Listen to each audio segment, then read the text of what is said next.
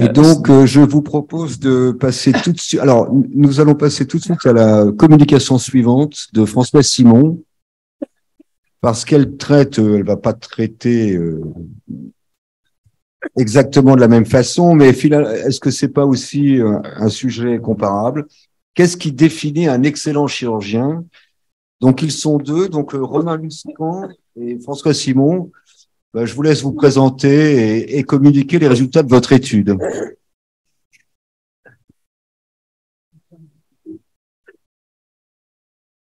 Bonjour à tous. Du coup, François Simon, Romain Luscan, nous sommes ORL pédiatre à l'hôpital Necker Enfants Malades. Nous vous remercions et nous sommes honorés de venir présenter les résultats de nos travaux sur une question qui peut paraître extrêmement simple de premier abord. Qu'est-ce qui définit un excellent chirurgien? Mais on va le voir et on va pouvoir effectivement en discuter ensuite, qui est beaucoup plus complexe qu'elle pourrait y paraître.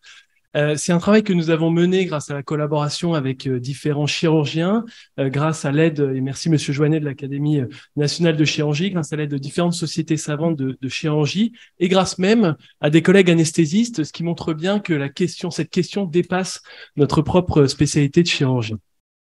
C'est une question qui nous est venue un soir en discutant dans le bureau qu'on partage avec François, et il me dit, pour toi, qu'est-ce qui définit un excellent chirurgien? Alors j'avoue que je suis un tout petit peu moins cérébral, et je me suis dit, tiens, c'est un peu bête comme question finalement, la réponse est évidente.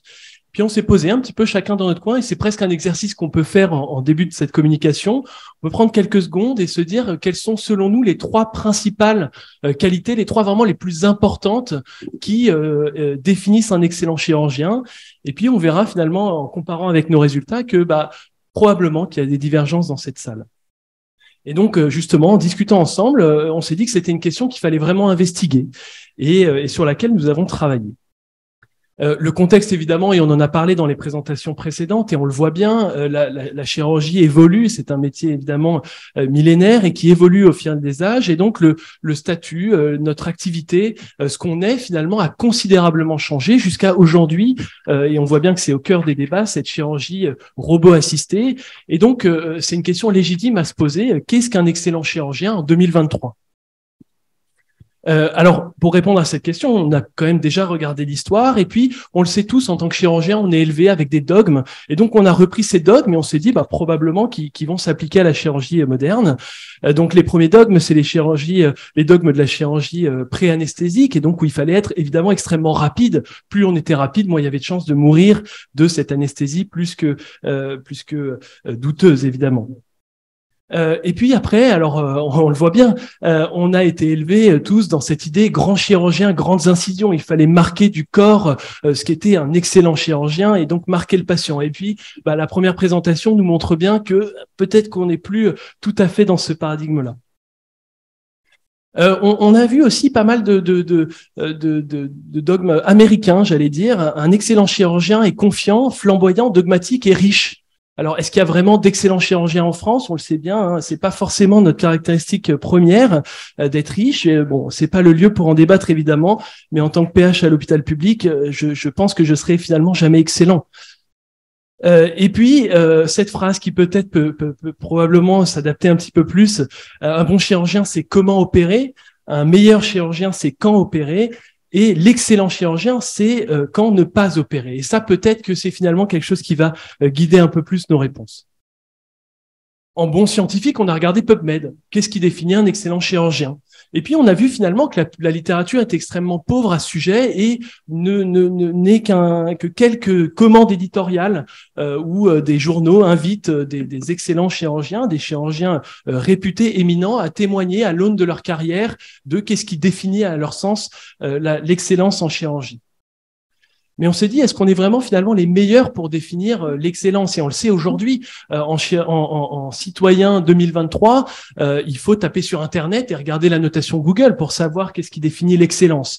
Et donc, on a tapé « excellent chirurgien » sur Google et on a trouvé des commentaires qui peuvent nous amener à réfléchir pour un patient. Et donc, voilà, là, nous avons apprécié son professionnalisme, sa pédagogie, sa disponibilité. Nous recommandons fortement le docteur excellent chirurgien qui n'opère pas simplement pour opérer. Et puis, un autre commentaire, il a su me rassurer, m'accompagner, il est professionnel d'une douceur inégalable. Le résultat est au-dessus de ce que j'espérais. Cette intervention a changé ma vie, le suivi est top, allez-y les yeux fermés. Et donc, on voit bien que, évidemment, le patient a son rôle à jouer et ça peut clairement, c'est un débat qui va s'ouvrir autour de cette réflexion.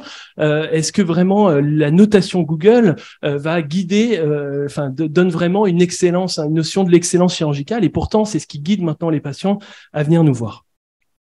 Donc, l'objectif de notre travail et de notre présentation, c'était évidemment de confronter les points de vue. On ne peut pas être les seuls à dire qu'est-ce qui définit l'excellence, mais il faut également demander à ceux qui sont concernés par notre excellence, c'est-à-dire le patient, mais également, et ça c'est quelque chose qui est extrêmement, qui est sous-estimé, les personnes qui nous entourent au bloc opératoire, les infirmières, les anesthésistes, qui eux aussi vont faire partie de cette réputation et vont avoir leur mot à dire sur qui est un excellent chirurgien. Donc, pour répondre à cette question, nous avons essayé d'être un peu plus scientifiques que les quelques rapports, encore une fois, les partages d'expériences autour des carrières. Et ça, c'est pas forcément très facile, mais on a essayé de faire quelque chose un peu plus scientifique en diffusant largement, et encore une fois, merci aux différentes sociétés savantes et à l'Académie de chirurgie d'avoir diffusé ce questionnaire sur lequel, et encore une fois, on reposait cette question que je vous ai posée en introduction, de façon complètement ouverte pour ne pas biaiser les réponses. Comment définiriez-vous les 3 qualités principales qui définissent un excellent chirurgien et quels étaient les 3 défauts les plus graves que ne devait pas avoir un excellent chirurgien? Nous les avons diffusés à des chirurgiens, certes, des différentes professions, libérales, en exercice libéral, hospitalier et hospitalo-universitaire, évidemment, mais aussi, encore une fois, à des anesthésistes. Je veux le rappeler, ça. J'ai dit permanent. À des patients. Permanent. Je veux rappeler. Et nous avons donc obtenu un grand nombre de réponses, et je vais laisser François parler des résultats, que nous avons regroupés par thème, en 4 thèmes principaux: les qualités humaines, les compétences chirurgicales techniques, les compétences non techniques, et puis les connaissances. Et on va voir que les résultats sont extrêmement intéressants, et la comparaison entre les groupes va l'être. Je laisse François.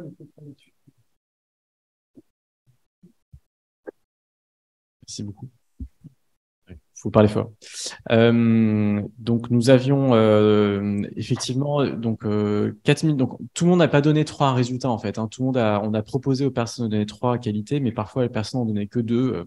Donc on n'a pas tout à fait 3 fois 1620 qualités, mais on a pu les analyser, et on les a analysées également en fonction donc du métier, comme on a dit, également en fonction de l'âge et du sexe, pour essayer de voir s'il y avait des réponses qui étaient biaisées. Bon, un tableau un peu agressif, on va le décomposer ensemble. Donc déjà, sans surprise, hein, tout le monde est à peu près d'accord pour dire que la dextérité est quand même la qualité principale d'un chirurgien. On est quand même chirurgien, donc c'est un métier de la main. Donc ça, c'était plutôt rassurant que tout le monde soit d'accord sur ce point-là. Mais après, vous avez donc les qualités qui sont en bas. Là, on a des différences statistiquement significatives en fonction des métiers, et c'est ce qu'on va regarder ensemble. Donc déjà pour les chirurgiens, donc quelles sont les qualités que les chirurgiens mettent en avant par rapport aux autres spécialités? Donc on a évidemment la rigueur. Ça, c'est vrai que c'est quelque chose qu'on enseigne entre nous, qui est pas toujours perçu de l'extérieur. Les connaissances théoriques, ça, on y reviendra, mais finalement on est assez vite tombé sur cette dichotomie que on opère, on est technicien, et finalement la connaissance c'est pas trop notre truc. Et la justesse des indications, également quelque chose qu'on enseigne, qui est très important pour nous et qui n'est pas toujours perçu par le patient ni par l'équipe médicale qui nous entoure. Les soignants du bloc, donc là ça a incorporé donc les anesthésistes et puis les équipes d'IAD et d'IBON, et donc là on a beaucoup de choses qui sont des compétences non techniques. Donc du leadership, de la communication, et donc on a le respect des collègues qui est donc très très important, le calme. C'est vrai que on sait, surtout dans les grands blocs pluridisciplinaires, toutes les équipes ont un avis assez clair sur qui est bon, qui est pas bon, et c'est vrai que la façon de gérer son sang-froid est quelque chose qui ressort, parce que c'est quelque chose qu'ils perçoivent et qu'ils subissent souvent également. Et donc le travail d'équipe, comme on a dit, et là on a donc en bleu foncé les anesthésistes et en bleu clair les IAD. Donc on a vraiment l'équipe anesthésique qui juge beaucoup la capacité à communiquer, à travailler avec eux. Et pour les patients, sans trop de surprise, on a leur perspective des choses. Donc c'est la façon qu'on va pouvoir leur exposer les choses, décomposer à leur échelle, et montrer qu'on a bien compris ce qu'on va faire et les rassurer. Donc après, comme disait Romain, on a également réparti pour une analyse plus groupée toutes ces qualités en thèmes. Et donc là, on a aussi quelques différences en fonction des métiers. Donc, encore une fois, en chirurgien, ça revient, ça roule à tous les mots qui sont en lien avec la connaissance est quand même sous-estimé par les autres métiers par rapport à nous.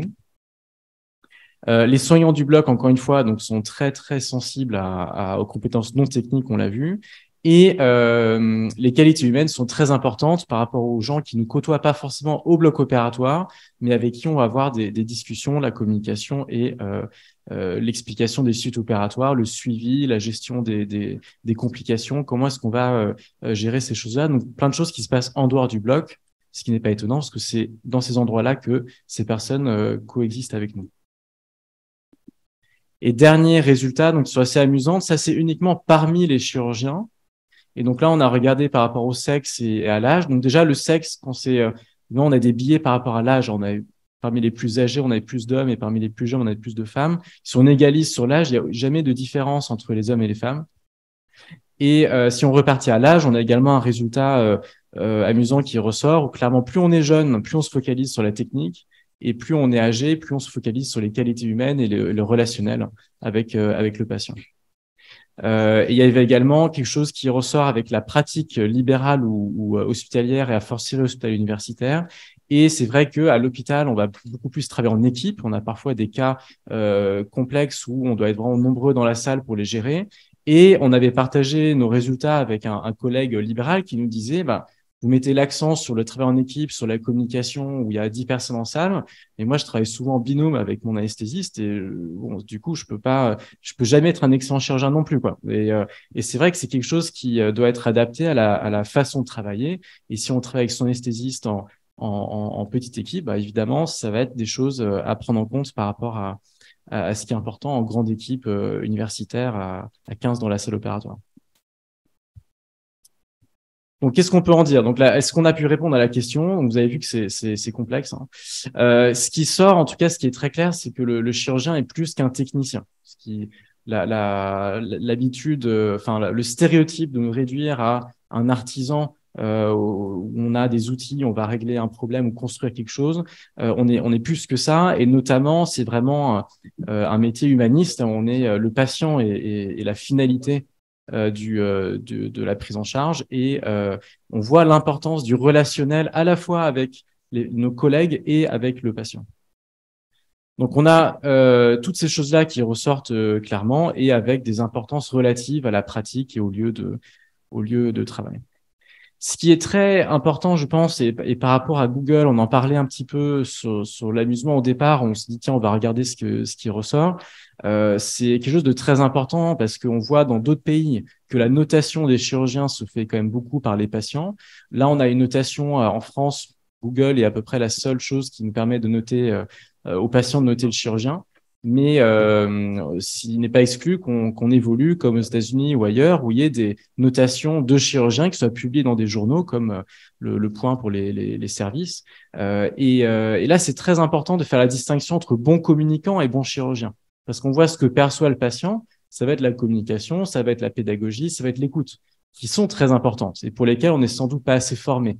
Mais on peut aussi focaliser tous ces efforts que là-dessus, et après être très mauvais et voire prendre le patient à défaut. Et c'est très important de distinguer ces deux points. Et après, on voit qu'au niveau des écoles de chirurgie, on a des défauts qui sont criants à la fois de communication avec les patients et avec la pédagogie. On a vu, et ça, c'est clairement quelque chose qui doit être pris en compte lors de l'apprentissage et du compagnonnage aussi. On compagnonne au bloc opératoire, mais on fait sans doute pas assez de compagnonnage également en consultation, lors du suivi, lors de l'annonce diagnostique et ce genre de choses. Et aussi de gestion de leadership. On est dans toutes les choses, hein, pas que en médecine ou en chirurgie. Il y a très peu de choses maintenant qu'on peut gérer tout seul.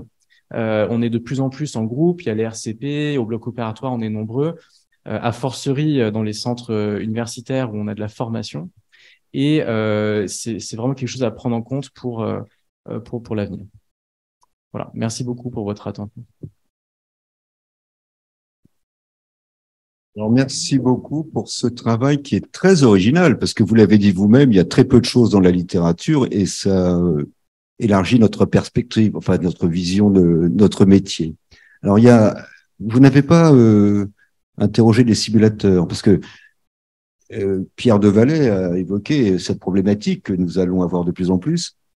Donc, la discussion est ouverte. Est-ce que vous avez donc peut-être l'aspect sur la machine et la main dans un premier temps? Philippe Topard. Oui, j'étais un peu surpris par finalement le paradoxe avec la dextérité qui ressort de façon presque un peu cliché, je dirais, parce que là on retombe sur l'Easton et avec les machines, les télémanipulateurs où la dextérité elle existe, mais c'est plus tellement un élément essentiel. Donc, comment vous voyez un petit peu cette prévalence finalement de l'item dextérité par rapport aux autres, par exemple par rapport au respect des recommandations, au respect des bonnes pratiques dans une résection qui fait finalement une résection chirurgicale, par exemple, qui fait pas forcément appel à une dextérité particulière.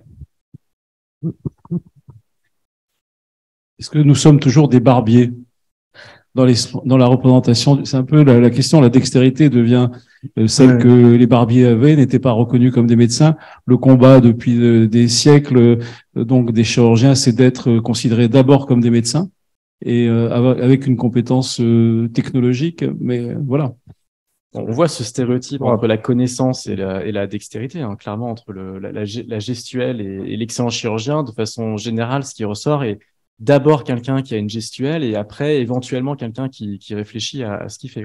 C'est un peu le stéréotype amusant qu'on avait retrouvé. Et donc pour répondre à la question, c'est vrai que je pense qu'on avait, donc j'ai oublié le chiffre exact, mais à peu près 350 chirurgiens. Donc il y a quand même également une grosse proportion des réponses qui étaient de personnes non chirurgicales et qui nous perçoivent de l'extérieur. Et on reste quand même, je pense, malgré la technologie, malgré les outils interposés, des personnes du sens du toucher, quoi. Enfin, il y a vraiment le geste. Et puis, d'ailleurs, la robotique va peut-être y retourner. On en discutait à une précédente réunion sur la robotique. La robotique est censée être une extension à la main. On a les mouvements, mais on n'a pas le retour de force. On n'a pas la sensation. Et sans doute, ça sera des choses qui seront ajoutées à l'avenir. Et on va retrouver également ce sens du toucher. Donc, peut-être plus de subtilité avec chose qu'on a visuellement, hein, l'élasticité des tissus lorsqu'on les tracte. Enfin, je pense que même avec une robotique interposée, on a quand même cette extension des mains, même si le bout des doigts n'est plus au contact avec le patient. Même dans Pierre Devalet, un petit mot sur la dextérité, peut-être? Un petit point de vue là-dessus? Oui, je pense que la dextérité, c'est l'habileté, c'est sûrement intéressant. Ça l'était du temps de Liston, effectivement, parce que à cause des problèmes d'anesthésie, mais ça a complètement changé. Par contre, la dextérité est pas la même entre. Je sais que moi qui faisais beaucoup de microchirurgie et qui était toujours passionné par un travail minutieux. J'ai des collègues qui, eux, étaient plutôt très intéressés par la grosse chirurgie, la chirurgie mécanique. Ça n'empêche pas d'être précis et aussi, mais c'est pas la même durée de travail. Donc, ce que je veux dire, c'est que ce qui me gêne un petit peu dans la notion d'excellent chirurgien, c'est que l'excellent chirurgien, c'est toujours vu par le patient. Je veux dire, on peut être un excellent chirurgien pour tel ou tel patient et très mauvais pour d'autres, alors que c'est la même personne. Il n'y a pas d'excellence objective du chirurgien. On le voit bien, hein, les anesthésistes, ce qui les intéresse, c'est que ça se passe bien.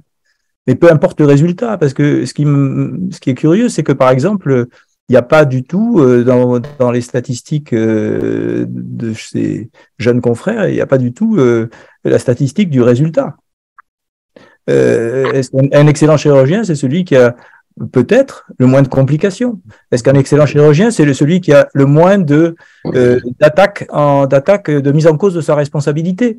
C'est suivant le point de vue dont on se place, et je continue à dire que le principal point de vue, c'est celui du patient. Et merci. C'est vrai que le résultat, là, le résultat n'apparaît pas finalement.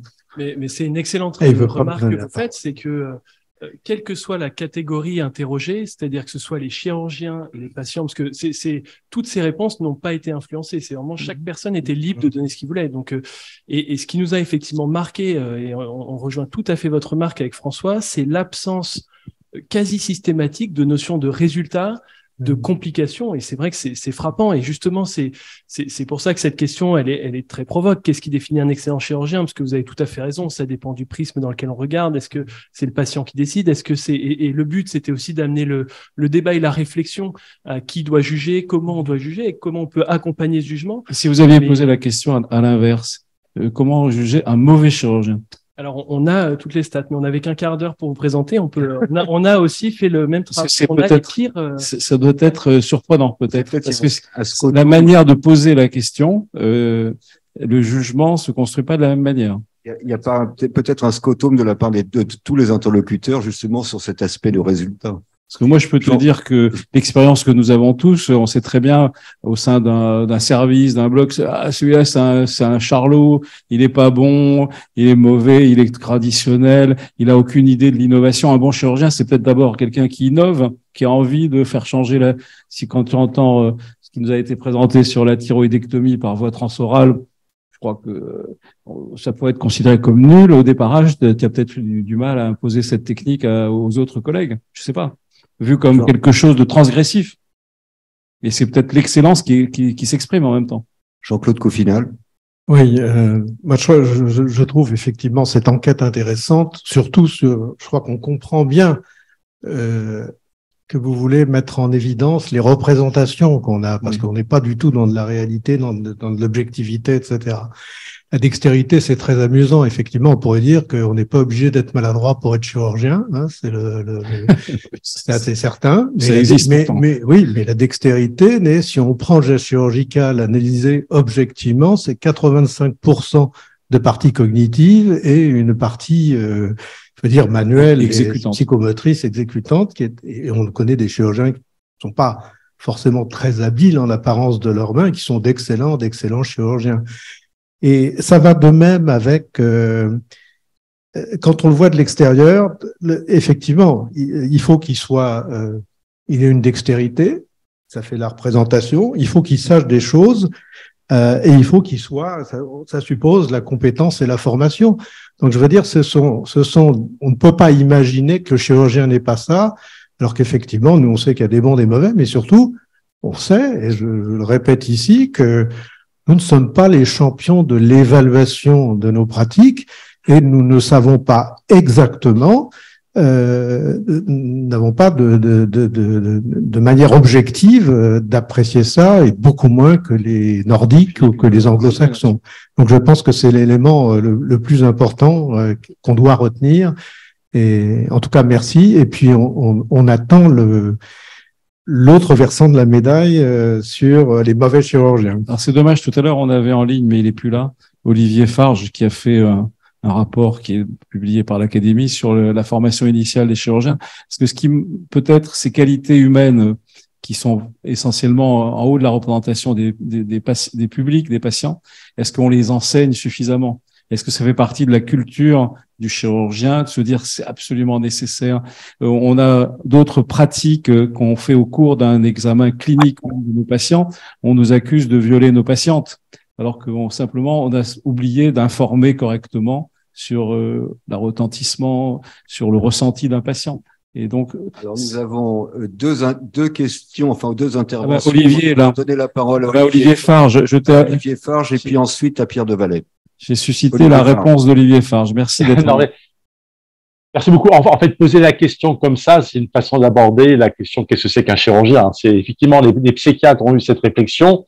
Ils ont posé la question, c'est quoi un bon psychiatre? Donc en fait, on tourne autour de ça, et plus on multiplie les approches, et plus on peut comprendre ce que c'est qu'un chirurgien à travers différentes facettes. Moi, ce qui m'a intéressé dans votre présentation, c'est la différence de point de vue en fonction des intervenants. Est-ce qu'on peut en déduire que finalement la définition de la qualité et donc peut-être de la performance n'est pas la même pour tous ceux qui interviennent dans un bloc opératoire? Et à ce moment-là, comment fait-on pour travailler dans un objectif commun dans un bloc opératoire, alors que les intervenants n'ont pas la même définition de ce qu'est une performance? Comment on peut essayer de corriger ça?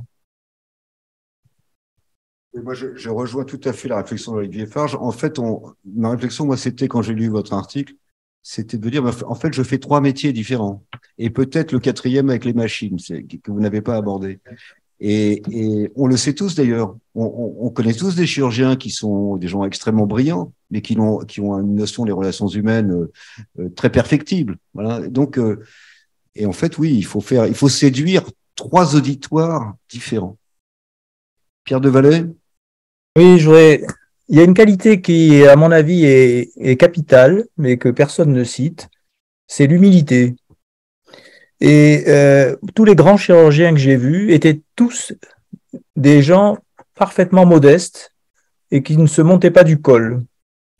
Et je trouve que, en plus, je pense que sur un autre plan, les relations humaines et j'allais dire, les caractères de ce type, je pense pas qu'on forme des gens à savoir faire de la communication médecin-patient. Je crois qu'on peut les former à ce qu'il ne faut pas faire.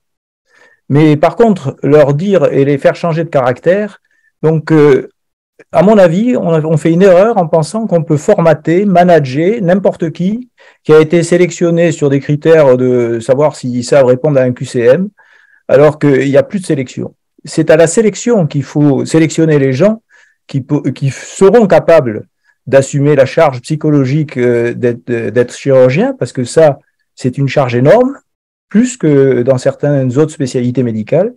Et je pense qu'il y a un gros problème à ce niveau-là. On croit toujours qu'on peut manager, formater des gens sur le plan psychologique, mais tout le monde sait qu'il y a des gens qui ne seront jamais de bons médecins parce qu'ils ne savent pas faire et qu'on ne peut pas les formater à ça.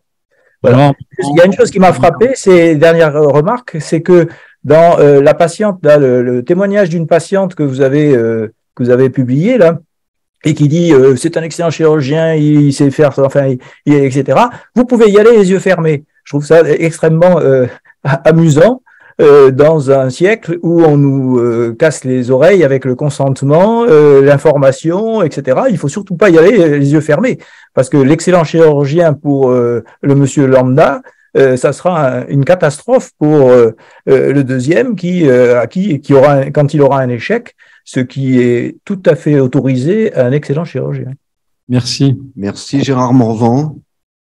Est-ce que la notion d'hyperspécialisation, voire même d'hyper-hyperspécialisation, a changé la définition de l'excellent chirurgien, notamment de la vue du patient?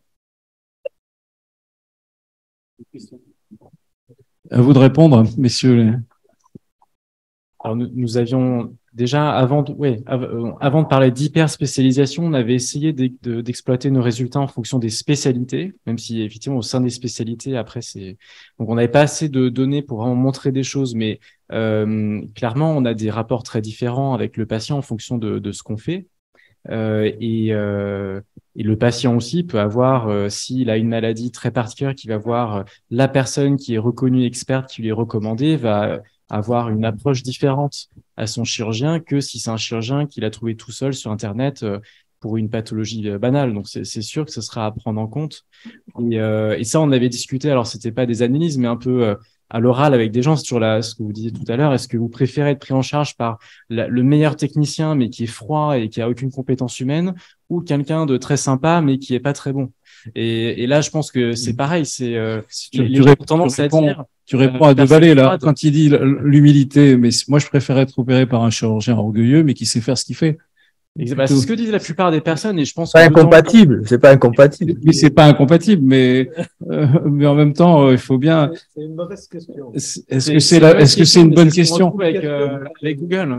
Et le delta dans tout ça, c'est qu'est-ce que c'est? On a à recommander la pratique éthique et morale des métiers de la médecine, dont la chirurgie, qui n'est qu'un des métiers. Mais on doit conserver sur le même socle toutes les qualités humaines de respect de la personne, de dialogue, de compréhension, mais en même temps en lui assurant un service de compétences qui est reconnu, évalué. Si on n'est pas dans cette vision globale du concept de l'excellence du chirurgien, c'est qu'on est dans une vision tronquée. On est dans ce que vient de dire tout à l'heure Devalet, c'est-à-dire le transchirurgien, le mec qui déconne complètement, mais qui est capable de faire un truc exceptionnel, mais qui en même temps n'est pas un chirurgien humain au sens du respect de la personne humaine. Voilà, c'est ma lecture, pardon. J'espère que tout le monde la partage. Et là-dessus, moi, je rebondirais aussi sur ce que vous avez dit, Monsieur Joannet. On nous demande finalement d'être 3, peut-être 4 métiers en un. Et une question qu'on peut se poser, c'est aujourd'hui, est-ce qu'on cherche à être un excellent chirurgien ou une excellente équipe au sens chirurgical large du terme? Finalement, un excellent technicien, pas humain, mais entouré d'un anesthésiste très humain, de collègues médecins très humains, Oui, et donc dans une équipe qui apporte autre chose, bah, ça peut être aussi une façon de répondre à on n'est pas 1 en 3, mais finalement 3 pour 1, quoi. Alors, ça n'est pas la question que vous aviez posée, mais je vous invite à refaire un article sur cette question-là. C'est totalement antinomique avec ma façon de présenter les choses. Un dernier mot, je n'ai pas l'auteur, mais on a eu une excellente présentation ici l'année dernière. Allez un peu dans le sens de votre présentation, où on confrontait le point de vue du chirurgien sur lui-même aux différentes personnes de son équipe. Et je veux dire, c'était une présentation excessivement intéressante et qui rejoint un peu les différents prismes de vision que vous avez abordés. Merci beaucoup à vous. Et la question n'est pas résolue. Vous n'avez pas épuisé le sujet. Merci beaucoup.